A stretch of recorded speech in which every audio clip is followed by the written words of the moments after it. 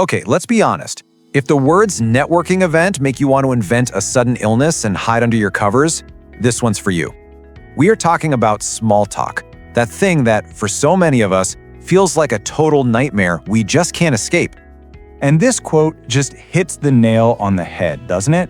It feels like this awkward, painful barrier you have to get through just to get to the good stuff, the real conversations, the actual human connection. But what if the reason we hate it so much is because we're all doing it wrong, like completely backwards? What if the very rules we think we're supposed to follow are the things that make it so awful in the first place? All right, so let's dive right in. Let's really get to the heart of the problem with small talk. Why does it feel like so much pressure, and what are we all getting so wrong?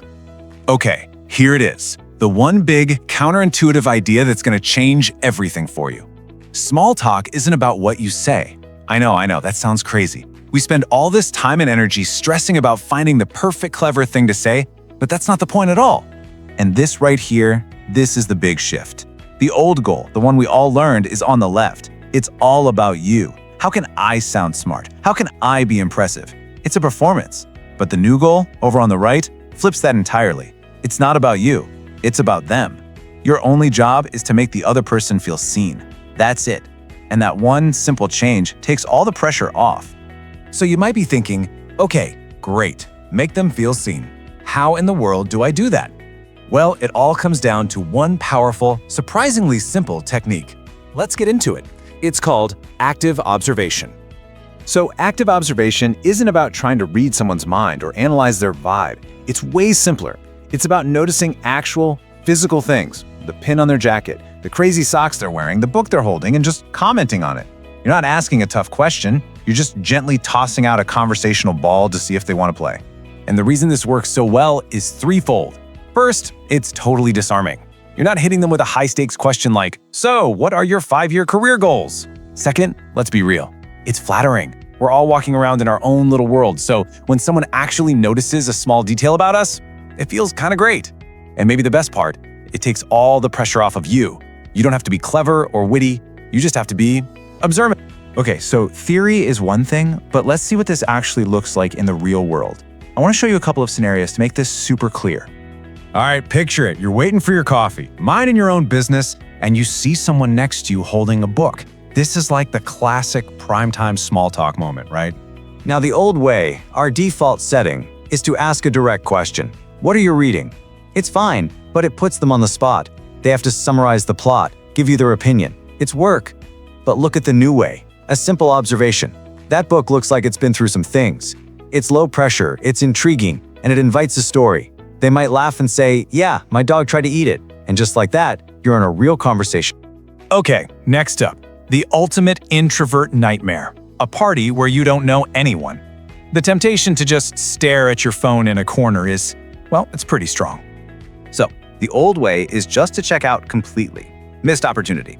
But the new way uses humor about something you're both experiencing. In this case, the sketchy party food. It's not a question. It's a statement that creates an instant bond. You've suddenly formed a two-person team. It's you and them against the mystery chicken. So you've seen the examples, you get the idea. But how do you actually start doing this yourself without feeling super awkward? Don't worry, it's not as hard as it seems. Here's your super simple 3-step practice guide. First things first, you gotta put your phone down. Seriously, just look around you. Be a detective. Notice what people are wearing, what they're carrying, what they're doing. Step 2, turn one of those little details into a calm comment. Don't overthink it, just say what you see. And finally, and this one is so important, you have to embrace the silence. If they don't respond, it's fine. The goal is just to open a door. You're not trying to force them to walk through it.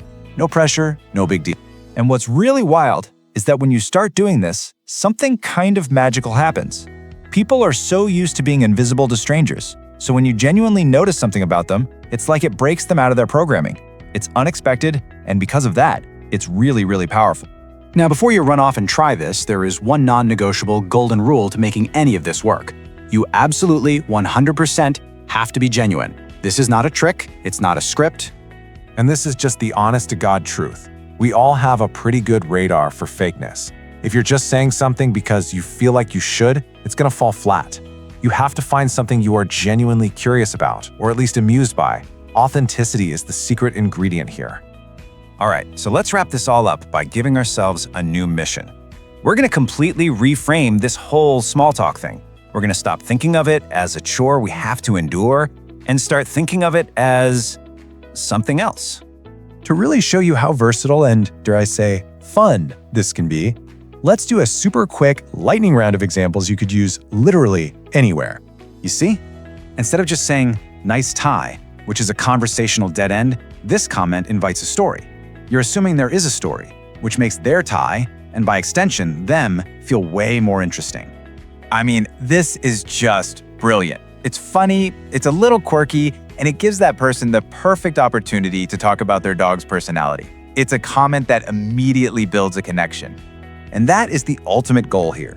Once you get the hang of active observation, small talk stops being this dreaded performance. It actually becomes a kind of fun game, a game of noticing interesting things about the world and the people in it.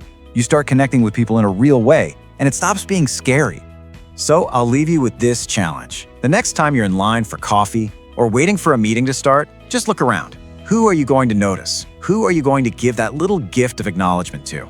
Who will you make feel seen today?